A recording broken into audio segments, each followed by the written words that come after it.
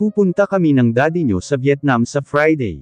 May dadaluhan kami doon na conference, sabi ni mommy habang nagmemeryenda kami. And I was thinking, that you two should come with us. What do you think? Sa isang araw na iyon, tiningnan ko si Aaron na nagkibit-balikat lang. Nang mapansin niya ako na nakatuon sa kanya, taas kilay niya akong tiningnan. Gusto mong sumama? Tanong niya. Ikaw, sagot ko naman dahil siya pa din naman ang magdedesisyon. May mga sugat pa siya sa katawan, na hindi pa gaanong naghihilom, kaya baka mahirapan siya. Kung gusto mo, sige sasama tayo, nakangiti niyang sagot. Hindi ka ba mahihirapan? Baka kasi lumala ang sitwasyon niya. I'm fine. A little vacation won't do me harm. Thank you love. Niyakap ko siya at tinapik naman niya ang aking likuran. Pagkatapos magmeryenda, inampake ko na ang mga damit namin ni Aaron. Hindi ako makapag-focus dahil ginugulo niya ako. Niyayakap-yakap niya ako at ninanakawan ng halik. Kilig na kilig tuloy ako. Hindi ko ine-expect na aabot kami sa ganitong punto ni Aaron. Pasuko na ako dapat kaso marupok tayo. Ayaw ko na lang munang isipin ang mga masamang bagay, na maaring makasira sa sayang pinaparamdam sa akin ni Aaron ngayon. Aaron saway ko sa kanya habang tumatawa ako. Tinihil ko ang ginagawa ko, saka siya niyakap at hinalikan sa kanyang leeg. Hinawakan naman niya ang aking balakang, at hinuli ang aking mga labi. Binigyan niya ako ng madaming matutunog na halik. Hep! Awat ko sa kanya nang palalimin niya ang halik. Hinhila ko siya papunta sa kama. Umidlip ka na muna habang nag-iimpake ako. Wala tayong matatapos dahil sa ginagawa mo Akala ko ba mahal mo ako? Pagdadrama naman niya. Nakanguso pa siya, iiling-iling ko naman siyang hinalikan sa labi. Love, ikaw lang naman ang hindi. Ngumuso ako nang mapagtanto ko ang sinabi ko. Hayaan lang niya ako na mahalin siya, ayos na. Pero kung pwede niya akong mahalin, why not? Sana nga mahalin niya ako. Tapos kalimutan na niya ng tuluyan si Maureen. Matulog ka na. I tapped his shoulder. Pinagpatuloy ko na ang ginagawa ko. Tahimik naman si Aaron na nakahiga sa kama, pero sa bawat kilos ko ay nakamasid siya. Maghahaponan na nang matapos ako sa pag-iimpake. Nakaidlip na din siya. Aaron, tinapik ko siya pero hindi pa din siya nagigising. Aaron, bulong ko malapit sa kanyang tenga. Gising na, kakain na tayo ng hapunan, ay. Bigla na lang niya akong niyakap at hiniga sa tabi niya. Loko ka talaga. Kain na tayo, huwag na nating paghintayin sina mommy, at baka mamaya isipin na naman niya na. Kinagat ko ang labi ko, dahil bigla akong tinablan ng hiya. Hinalikan naman niya ang leeg ko, at bahagya pa niyang kinagat. Baliw ka talaga. Tara na. Napapatili ako sabay halakhak, dahil kinikiliti niya ako. Tinulak ko siya at sabay hampa sa kanyang tagiliran, kaso napalakas ata dahil napaigik siya. I'm sorry love. Mapanakit ka, nakanguso niyang reklamo. Sorry na. Ikaw kasi patatawarin kita, pero kiss mo muna ako. Pinahaba niya ang kanyang nguso. Inikutan ko siya ng mga mata. Ang cheesy naman ng asawa ko. Ngumuso naman siya. Ayaw mo. Heto na nga Pinatalas ko ang nguso ko, saka dinampyan ng halik ang kanyang labi. Agad naman siyang humawak sa aking bewang. Tama na. Mamaya na natin ituloy, awat ko sa kanya, dahil baka mamaya naiinip na sila sa amin. Mamaya ha? Nakangisi niyang tanong. Tumawa ako. Mamaya matutulog na tayo. Sinabi mo Wala akong sinabi no. Tara na. Hinhila ko na ang kamay niya, nagpahila naman siya. Pagdating namin sa dining, kinantsawan kami ng kanyang pamilya.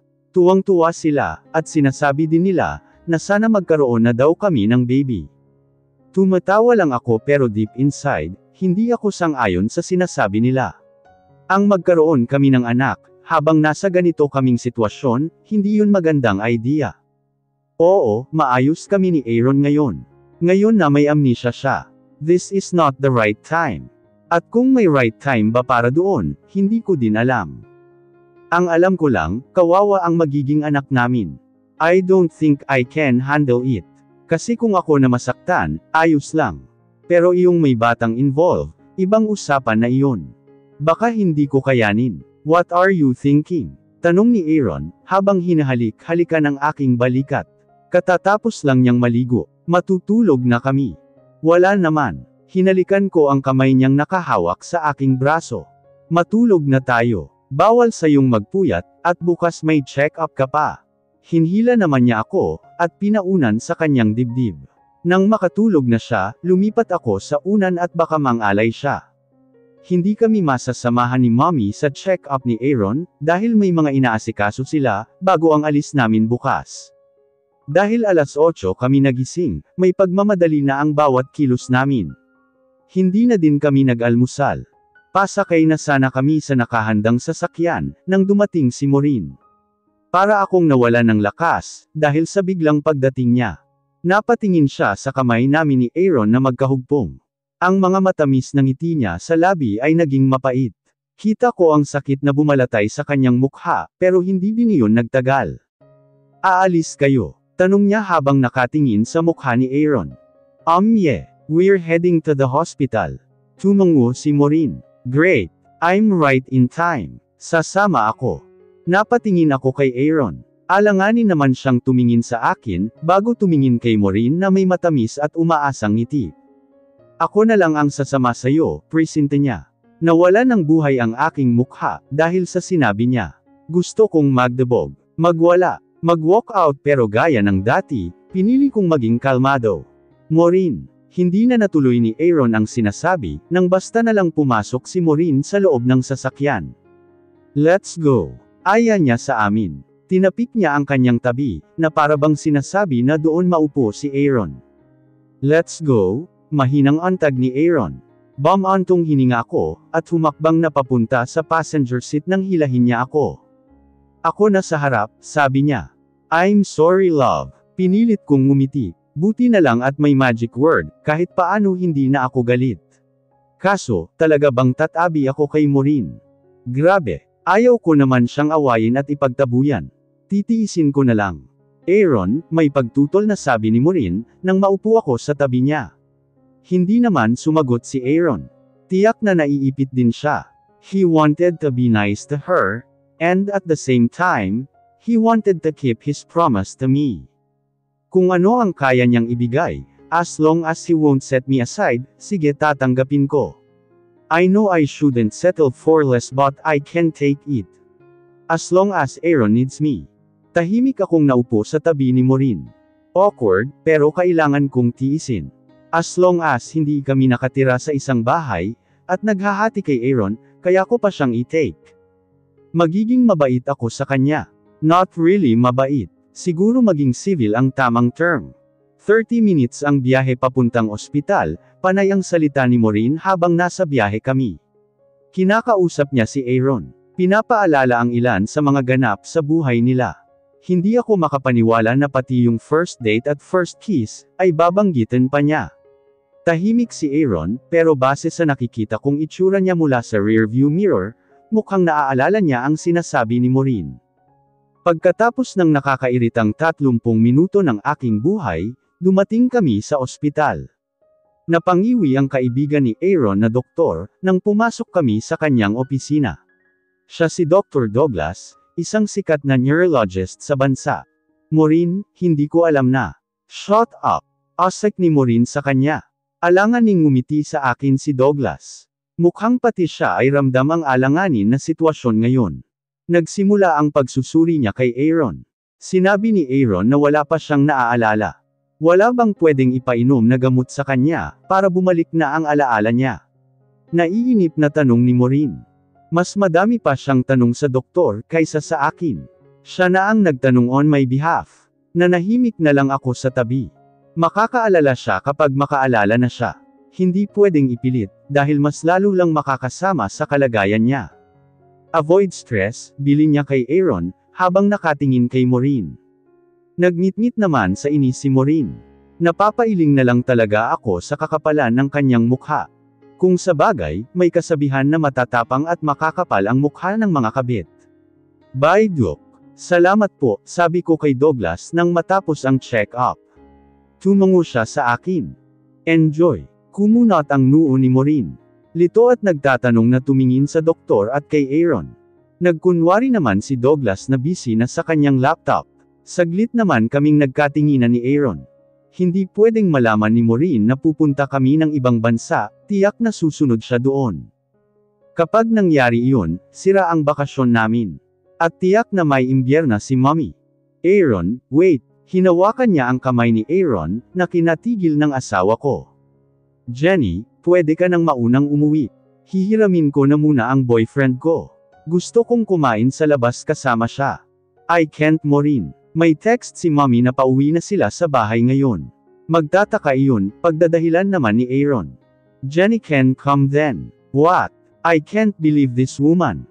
I'm tired. I want to go home now, sagot naman ni Aaron. Nagdabog si Maureen pero tinalikuran na siya ni Aaron. Nauna na itong maglakad palabas ng ospital. Lihim naman akong napangiti. Good boy. Sana tuloy-tuloy na iyan. Alam kong mahirap para sa kanya na gawin ito. Sa puso at isip niya, mahal niya si Maureen. At kahit hindi niya ako maalala, though, hindi naman masaya ang alaala niya tungkol sa pagiging mag-asawa namin. I know that he's trying to be a good husband. Iniwan namin si Maureen sa ospital. Halos magwala ang babae, pero hindi na siya pinansin ni Aaron. Hindi man sabihin ni Aaron, alam kong he felt bad ignoring the one he loves. Gusto ko mang magtampo at magdrama, pero pinigilan ko ang sarili ko. Masaya na ako sa ginawa niya. Mababaw lang naman ang kaligayahan ko. Pakiramdam ko nga ako ang pinili niya dahil sa ginawa niya. Dati, hanggang pangarap ko na lang na mangyari ito. Pero ngayon nagkatotoo na. Sinandal ko ang aking ulo sa kanyang balikat. Doon pa lang niya ako nilingon, at tipid ng initian. I'm sorry, sabi niya. It's okay. Thank you, tugon ko naman habang ang mga mata ko ay nakapikit. Nagulat kaming lahat nang dumating si Maureen, habang naghahanda kami para sa pag-alis. Maging si Maureen ay gulat na gulat din, habang nakatingin sa mga malita namin sa living room. What are you doing here? Matabang na tanong ng aking biyenang babae sa kanya. Ibubuko pa lang niya ang kanyang bibig upang magsalita, nang muling magsalita si Mommy. Hindi ba't sinabi ko na sayo na layuan mo na ang anak ko? Galit na sabi ni Mommy sa kanya. Ang mga mata ay nanlilisik. Mainit talaga ang dugo niya kay Maureen. Lumunok si Maureen. Akala ko hindi na siya sasagot pa, pero mukhang nag-ipon lang ng kakapalan ng mukha. Ako po ang mahal ng anak nyo. At saka maghihiwalay na sila, sabi niya habang may maliit na ngiti sa mga labi. Naikuyong ko na lang ang kamao ko, at pinilit na kontrolin ang sarili, habang nakatingin sa akin ang babae. Nakangiti ito, ngiti na animoy nakikisimpat siya. Simpat siya dahil ako ang asawa, pero hindi ako ang mahal. Bumantong hininga ko, at iniwas ang aking tingin sa kanya. Ayaw kong masira ang araw ko, kaya hindi ko siya papatulan. Baka kung ano pa ang magawa ko sa kanya. I don't want to be like her. Nang marinig ko ang mga yapak ni Aaron na pababa ng hagdanan, tiningala ko siya. Natigilan ito sa paghakbang, nang makita niya si Maureen. You're leaving. Where are you going? Tanong ni Maureen sa asawa ko, na akala mo siya ang asawa. Na dapat alam nito ang bawat galaw niya. Na may karapatan siyang malaman ang lahat. Hindi naman sumagot si Aaron, na natiling tikom ang bibig, habang ang mga mata ay seryoso. Muli siyang naglakad pababa. It's none of your business. Mahiya ka naman, Maureen. Kaunting hiyaman lang sana, sabi ng ate ni Aaron na kapapasok lang ng bahay galing sa pag-jogging. Imbes na na-relax siya pagkatapos magpapawis, na-stress siya dahil sa presensya ni Maureen. Nagngangalit ang mga ngipin niya, at halatang nagtitimpi na huwag mapatulan ang babae. Aaron, inis na tawag ni Maureen, nang hindi pa din nagsasalita ang aking asawa. Nauubusan na siya ng pasensya. Ganito na si Maureen mula pa noon. Malambing pero madalas mainit ang ulo. Maiksi ang pasensya niya, at gusto niya ay siya lang lagi ang nasusunod. Dapat lahat ng gusto niya ay sinusunod ni Aaron. Lagi silang nag-aaway, at lagi na lang din nagpapasensya si Aaron. Pero natagalan siya ni Aaron. Siguro mahal na mahal niya talaga ang babae. Parang ako ang napapagod noon para kay Aaron. Laging sinasabi noon ng mommy niya na red flag nga daw ang babae. Siyempre, mahal ni Aaron kaya hindi niya iyon nakikita. Colorblind siya. Sa tuwing may matinding away silang dalawa, naghahamon ng hiwalayan ang babae. Susuyuan naman siya ni Aaron. Mahaba ang pasensya ni Aaron para sa kanya. Pero pagdating sa akin, maiksi ang pasensya niya noon. Kaunting bagay lang nagagalit na siya sa akin. Tipong aayain o pipilitin ko siyang mag-agahan, nagagalit na siya. He'd yell at me. Sasabihin na, I said I am not gonna eat with you. Hindi ka ba nakakaintindi? Who told you to cook? Hindi ko kakainin ang niluto mo. Nagsasayang ka lang ng pera. May monthly allowance naman ako noon. Binibigay niya. Pero hindi ko yun ginagalaw. May trabaho din naman kasi ako. Kahit paano kumikita ako. Tapos binibigyan din ako ng pera ni na mommy at daddy. Hindi ko tinatanggap, kaya nilalagay nila sa bank account ko. May naiwang pera sa akin ang mga magulang ko, kaya hindi ako naghihirap. Pero makukuha ko yun next year pa. Kapag nakuha ko ang pera, babayaran ko sina mommy sa mga nagastos nila sa akin. Kahit paano hindi naman ako ulilan na nakakaawa. Maswerte pa din ako. Nabalik ako sa wisyo, nang mainit na magsagutan sina Maureen at ate. Guard! Palayasin niyo ang babaeng ito. At mula ngayon, bawal na siyang pumasok sa bahay na ito. Ipa-blacklist niyo na din siya sa village. Mas lalo pang tumapang ang mukha ni Maureen. Yung tipong manok na panabong na naghahanda ng sumugod sa kalaban. Dinuro niya si ate. Maureen, saway ni Aaron dito. Tiningnan ni Aaron ng seryoso ang babae. Go! Wala akong mabasa na kahit na anong emosyon sa mukha niya, kaya hindi ko alam kung galit ba siya o naaawa sa babae, dahil pinagkakaisahan ito ng pamilya niya. Aaron. Akmang lalapitan ni Maureen si Aaron, nang lapitan siya ng mga bodyguard. Muli na naman siyang sumigaw. Aaron, sorry, sabi ni Aaron sa amin. Shall we go now? Nauna na akong humakbang. Napatigil lang ako, nang hawakan ni Aaron ang aking mga kamay. Nakangiti na siya ngayon. Masuyo din niyang pinisil ang aking kamay. Nang makarating kami sa airport, naging maayos na din ang mood ng mga in-laws ko. Gaya ko, natuwa sila sa ginawa ni Aaron. Balik na din sa makulit na mood si Aaron. Panay ang akbay at yakap niya sa akin, na may kasama pang panakanak ang paghalik sa aking ulo. First time ko dito sa Vietnam. Si Aaron naman ay pangalawang beses daw dito. Summer, during high school at ng college daw siya. Hindi ko na tinanong kung sino ang kasama niya, dahil baka masira lang ang mood ko. Sila na kasi ni Maureen ng mga panahon na iyon. May itinerary kami ni Aaron. Sina mommy at daddy naman ay may business meeting, kaya kaming dalawa lang ni Aaron ang mamamasyal. Kumain na lang kayong dalawa, ha? Mag-enjoy kayo. Magpapahinga lang kami ng kaunti. Tapos aalis din kami agad para sa meeting, bilin sa amin ni mommy, bago sila pumasok sa kanilang suit. Tumuloy na din kami sa suit namin ni Aaron. Ang lawak ng buong silid, at napakaganda pa ng view na natatanaw mula sa glass wall. Magpahinga na muna tayo. Mamaya na tayo mamasyal at kumain, aya ni Aaron, na hanggang sa makapasok kami dito sa suit, ay hindi na talaga binitawan ang kamay ko. Kaya ang saya na nararamdaman ko, ay abot na hanggang langit. Nakaidlip kami ng ilang minuto. Paggising namin, inaya ako ni Aaron na kumain sa restaurant sa halip na magpa-deliver dito sa aming suit. Nagdala na din ako ng bag, para ready na para sa pamamasyal mamaya. Subukan daw namin ang night market dito. Huwag ka munang magpakabusog, sabi niya kaya kaunti lang ang in-order ko muna. Baka mapagod ka ha, baka mabinat ka, paalala ko kay Aaron. Natutuwa ako na mamamasyal kami, kaso inaalala ko ang kalagayan niya.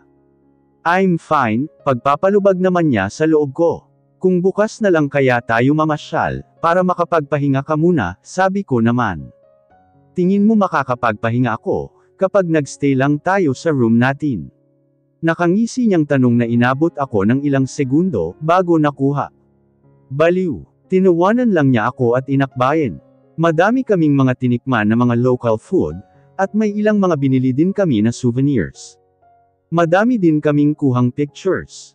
May ilang mga friendly na turista ang nagpresenta na kumuha ng picture naming dalawa. Sinabi ni Aaron sa kanila na narito kami, para sa aming honeymoon. Oh, newlyweds. Congratulations. You look good together. Compliment sa amin ng mabait na mag-asawang foreigner. 25th wedding anniversary din nila, at napili nila na mag-travel dito sa Vietnam, upang mag-celebrate. Nakakainggit ang mga couple na nagtatagal, iyan ang pangarap ko. Well, sino ba naman ang may gusto ng failed relationships, at failed marriage di ba?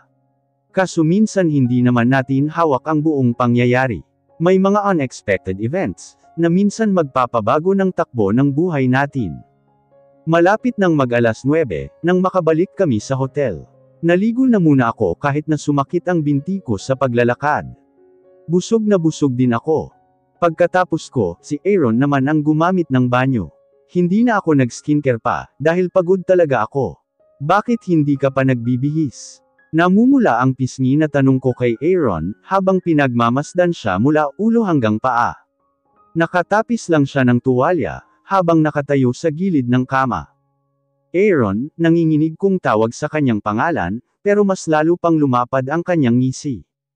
I just want to love with my wife, pilyo niyang sagot. He licked his lips, and I can't get my eyes off of him. Napalunok ako, nang maramdaman ko ang panunuyo ng aking lalamunan. Tumikim ako sabay iwas ng tingin, nang makita ang tuwang-tuwa niyang reaksyon. Pagod ka, di ba? Kaya magpahinga ka na. Napasinghap ako nang maupo siya sa tabi ko, kaya hindi ko na natuloy ang aking sinasabi. Malamlam ang kanyang mga mata, nang haplasan niya ang aking pisngi. My beautiful wife, masuyo niyang sambit habang nakatingin sa mukha ko. Iba't ibang emosyon ang nababasa ko sa kanyang mga mata. Nalilito ko namang sinalubong ang kanyang mga mata, na tim-tim at punong-puno ng emosyon na nakatitig sa akin. Ayos ka lang. Namutla kasi siya bigla. Aaron, umayos ako ng upo, at hinawakan ang kanyang balikat. Masakit ang ulo mo. Kumirot ng kaunti. Nawala en. Pagod lang siguro ako, sabi naman niya. Magbihis ka na at matulog na tayo. Bumaba ako ng kama, at ako na mismo ang kumuha ng kanyang damit sa cabinet. Tinulungan ko siyang magsuot ng kanyang damit. Nahiga na din siya pagkatapos. Nakapikit ang kanyang mga mata. Pero hindi pa inaantok. Tingin ko, may iniisip siya. Binantayan ko siya, hanggang sa masiguro na mahimbing na siyang natutulog. Saka pa lang ako umayos ng higa upang matulog na din. Bakit pakiramdam ko, malapit na siyang makaalala? Paano kung bumalik na naman siya sa dating pakikitungo niya sa akin? I love you, Aaron, bulong ko. I don't want to overthink. Hindi ko din alam kung ano ang mangyayari sa mga susunod na araw, pero habang gusto mo pa ako sa tabi mo, ipapakita at ipaparamdam ko sa iyo kung gaano kita kamahal.